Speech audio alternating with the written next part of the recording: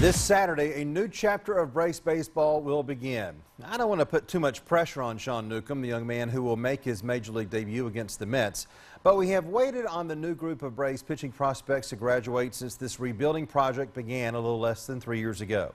The Braves stress pitching in their rebuild, and they've accumulated the most quantity of pitching prospects of any team in the sport.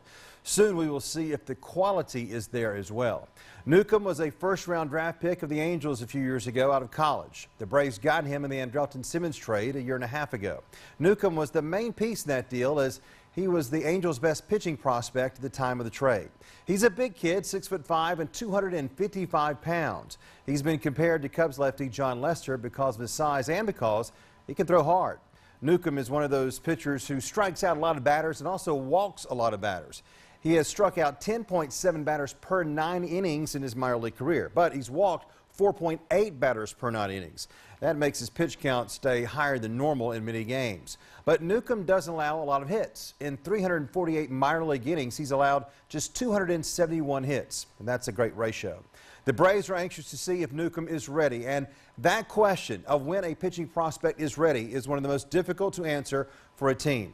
Look, most young pitchers take time to get their feet wet really under them. Take Mike Foltynewicz as an example. He spent parts of the last 2 years in the Atlanta rotation, and even though he led the Braves starters in wins last year, Foltynewicz finally looks like a pitcher this season.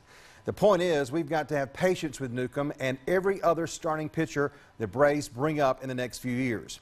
Most of them don't arrive on the scene and immediately become a star. It takes time, as Foltynewicz has proven to us.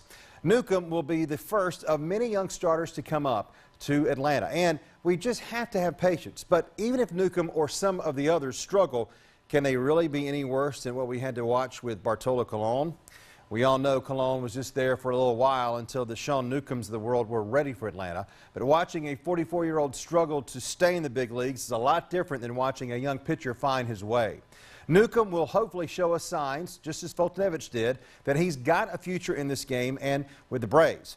We'll have hope with Newcomb instead of wondering if we should ever watch another baseball game when watching Colon. So be patient with Newcomb, but enjoy watching him pitch on Saturday. He will be the first of many to graduate to Atlanta in the next several years. This is what we've been waiting for, and if the plan goes well, these young pitchers are what will once again make the Braves a winning team.